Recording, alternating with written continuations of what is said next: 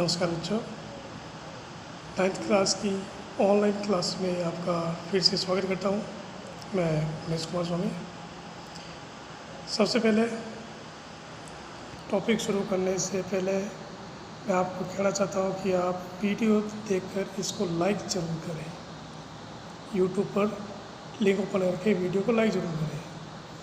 पिछले वीडियो के अंतर्गत हमने पदार्थ की दो अवस्था के बारे में अध्ययन किया था, पदार्थ की ठोस अवस्था, पदार्थ की द्रव अवस्था के बारे में। इस वीडियो के अंतर्गत हम पदार्थ की तीसरी अवस्था, गैसीय अवस्था के बारे में पढ़ेंगे।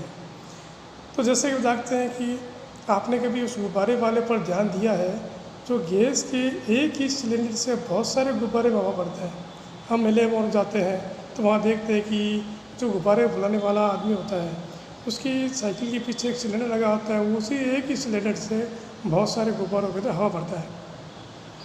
उसे पता लगा है कि एक सिलेंडर से वह कितने गुब्बारे भरता है। अब आपको कभी इसका मौका मिले किसी मेले में जाने का और गुब्बारे वाले इस प्रकार से मिलता है, तो उससे पता कीजिए कि वो एक ही सिलेंडर से लगभग कितने गुब्बारे भरता है।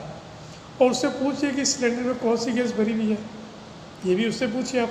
इस सिलेंडर जो उसने साइकिल के पीछे लगा रखा है, उसके अंदर गैस कौन सी भरी हुई है, ये उससे पूछे। क्रियाकलाप बता रहे हैं आपको इसके बारे में।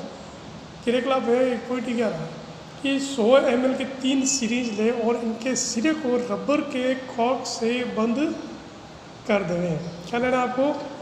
3 सीरीज लेनी है और सिरे को कॉर्क से बंद करते हैं, जैसा कि चित्र 1.4 में आपको दिखाया गया है। नीचे आपको देखो चित्र दिया हुआ है, उस चित्र को देखिए आप। ये रहा चित्र। इस चित्र के देखिए आप, इस पिस्टन को ये देखो आगे रबर की कॉर्क लगा दी गई है।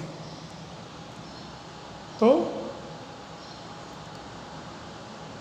सभी सीरीज के पिस्टन को हटा दें। पीछे का जो पिस्टन का वाला भाग होता है, पिस्टन क्या होता है?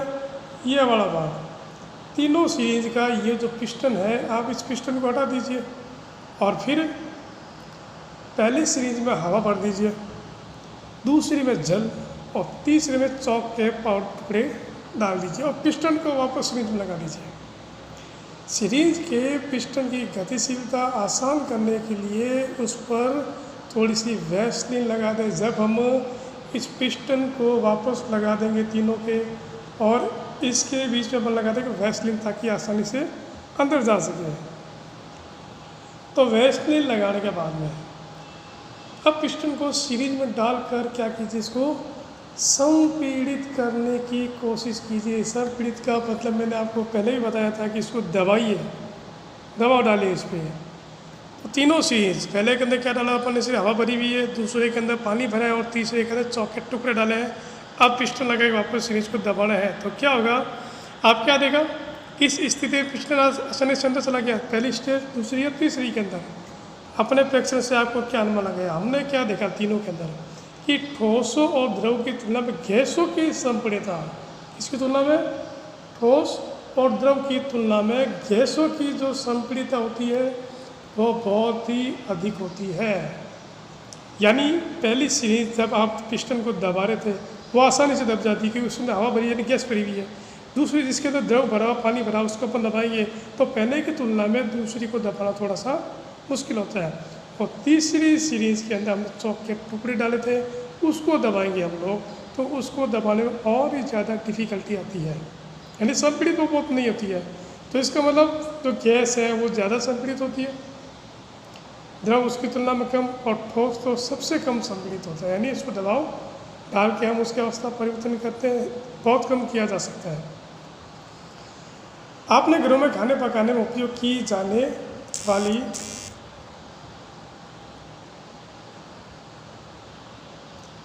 LPG गैस, द्रवीकरण पेट्रोलियम गैस, जैसे लिक्विड पेट्रोलियम गैस भी कहते हैं LPG का, यह अस्पतालों में दिए जाने वाले ऑक्सीजन सिलेंडर में संपीड़ित गैस होती है, जो हम हॉस्पिटल जाते हैं किसी को जब लगाई जाती है, ऑक्सीजन लगाई जाती है, उससे ऑक्सीजन के अंदर सिलेंडर के अंदर ऑक्सीजन गैस भरी होती है। आजकल वाहनों में ईंधन के रूप में संपीड़ित प्राकृतिक गैस यानी CNG compressed natural gas, CNG की पूर्ण नाम होती है कंप्रेस्ड नेचुरल गैस। संपीड़ित प्राकृतिक गैस का उपयोग होता है। संपीड़ितता काफ़ी अधिक होने के कारण गैस के अत्यधिक आयतन को कम आयतन वाले सिलेंडर में संपीड़ित किया जा सकता है। यानी हम जानते हैं गैस के कणों के मध्य आकर्षण बल बहुत ही कम होता है, तो वो आसानी से कण दूर होते हैं, दूर फैल जाती है। लेकिन ये कह रहा है कि गैस जो होती है संपीड़ितता इसके बहुत ज़्यादा होने के कारण इसके बहुत अधिक आयतन को कम आयतन के अंदर परिवर्तित करके इसको सिलेंडर के अंदर भरा जा सकता है और आसानी से एक स्थान से दूसरे स्थान तक भेजा जा सकता है।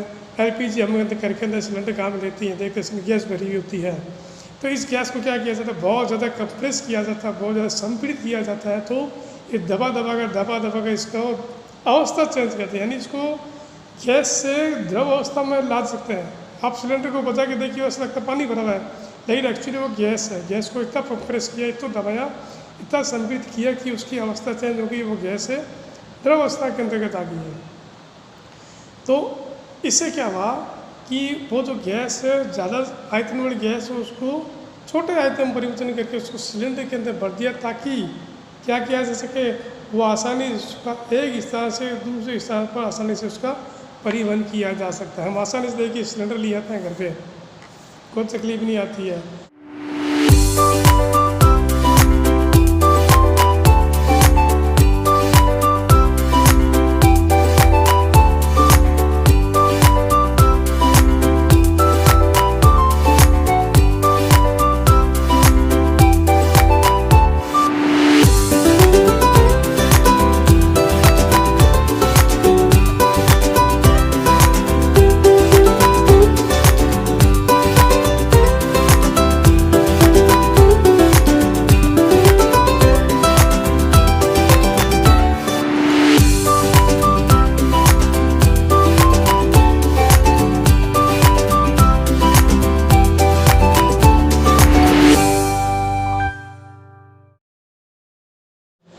हमारी नाक तक पहुंचने वाली गंध से बिना रसोई प्रवेश की हम जान सकते हैं कि क्या पकाया जा रहा है। कई बार मम्मी घर पे रसोई पे खाना बनाती है और हम कमरे बैठे, हम खुशबू आ जाती है। कई बार हम बड़े बड़े फंक्शन में भी जाते हैं, या हमारे आसपास मान लो कोई बड़ा फंक्शन हो रहा है, कोई खाना पकाया जा रहा है, तो 10 मकान छोड़ कर हमको घर पे कमरे बैठे पता लग जाता है कि सामने वाली जो रसोई है, कोई सब्ज़ी बन रही है, कोई नमकीन बन रहा है, कोई मिठाई बन रही है, तो हमको पता लग जाती है, क्योंकि उसकी जो खुशबू के जो कण है, उसकी जो गंध होती है वो हमारे नाक तक पहुंच जाती है। तो गैस रसोई के अंदर जो खाना पकाया जा रहा है, मम्मी जो खाना बनाती है, तो हमको घर कमरे में बैठे पता लग जाती है कि मम्मी ने क्या बनाया है। खाने की गंध के कण वायु में मिल जाते हैं। किसके कण? खाने के गंध के कण वायु में मिल जाते हैं, रसोई से फैलकर हम तक पहुंच जाते हैं। रसोई के अंदर जो खाना पकाया जा रहा है, जो खाने की जो खुशबू के जो कण है, वो कमरे की रसोई की जो हवा है, जो वायु, उसके साथ मिलकर वो हवा जो हमारे पास आती है कमरे के अंदर, हमारे नाक तक पहुंच जाती है। तो साथ साथ में ये खाना पकाने के जो कण है, जो खुशबू के जो कण है, उस हवा के माध्यम से हमारे तक पहुंच जाते हैं और रसोई से फैलकर हम तक पहुंच जाते हैं। यह गंध के कण और भी दूर जा सकते हैं। तभी तो मैंने बताया ना कि मान लो घर के पास में बड़ा फंक्शन हो रहा है, कोई खाना पक रहा है, बड़ी रसोई हो रही है, कोई शादी ब्याह का माहौल होता है, 10 मकान छोड़ भी अगर खाना बनता है तो हमारे तो खुशबू आ जाती है कि भाई पकौड़ी बन रही है, या कोई नमकीन या कोई पूड़ी निकाली जा रही है। पके हुए गर्म खाने की महक हमारे पास तक कुछ ही क्षणों में पहुँच जाती है। पता है हमको, मम्मी ने जैसे ही रसोई के अंदर छौंक लगाती है, कुछ ही सेकंड के अंदर हमारे नाक तक कमरे के बैठे हुए नाक तक पता लग जाता है कि मम्मी ने छौंक लगाया है, इस चीज़ का छौंक लगाया है। इसकी तुलना ठोस और द्रव के मिश्रण से करें। किसकी? इस गैस की। कणों की तेज गति और अत्यधिक रिक्त कणों के कारण, किसकी गति? तेज गति और रिक्त स्थानों के कारण गैसों का अन्य गैसों में मिश्रण बहुत ही तीव्रता से होता है। ये बात हमने पहले भी देखी थी कि गैस के कणों के मध्य आकर्षण बल कम होता है, इनके मध्य अधिक स्थान ज़्यादा होता है। इसीलिए जो खुशबू के जो कण हैं, वो वायु जो उपस्थित है हमारे रसोई के अंदर, उसके मध्य ये कण फिक्ट हो गए और हमारे नाक तक पहुंच गई इतनी जल्दी से। यानी किस कारण से? एक तो तेज गति किसकी, वायु की, और दूसरी इनके मध्य रिक्त स्थान के कारण ही गैसों का मिश्रण एक दूसरे के अंदर तीव्रता से होता है। इसीलिए जो खुशबू के जो कण थे वो वायु के अंदर मिल जाते हैं और हमारे तक पहुंच जाते हैं। आप देखिए नीचे चित्र आपके सामने बना हुआ है, ये ठोस है। ठोस के कणों के प्रति देखिए आप आकर्षण कण भी बहुत पास पास है। ये द्रव है, द्रव के कणों की मध्य रिक्त स्थान देखिए ठोस की तुलना में थोड़ा सा ज़्यादा है। और गैस को आप देखिए, इनके कणों के मध्य रिक्त स्थान इन्हें तीनों से ही बहुत ज़्यादा है। तो ये अपने गैस के बारे में पढ़ रहे हैं। गैस अवस्था क्या है? गैस अवस्था के अंतर्गत में कणों की गति अनियमित और अत्यधिक तीव्र होती है। अब गैस कण ऐसा नहीं है कि आप चाहोगे कि गैस के जो कण है वो एक सीधी लाइन में चले, एक कमरे से जाकर एकदम दूसरे कमरे में घुसे ही नहीं, तो एक रेखा करते हुए चलती है, ऐसा नहीं होता। जैसे मान लो पानी है, पानी को आप बहा रहे हो, तो पानी नॉर्मली लगभग एक रेखा के अंदर चलता रहता है। लेकिन गैस के कणों की जो गति होती है वो अनियमित होती है और अत्यधिक तीव्र होती है। बहुत जल्दी से गैस के कण एक स्थान से दूसरे तक पहुंच जाए। पानी आप जब बहाते हो धीरे धीरे धीरे धीरे बहता है, यानी उसकी गति है वो कम है। ठोस है वो तो और ही ज़्यादा धीरे धीरे चलता है।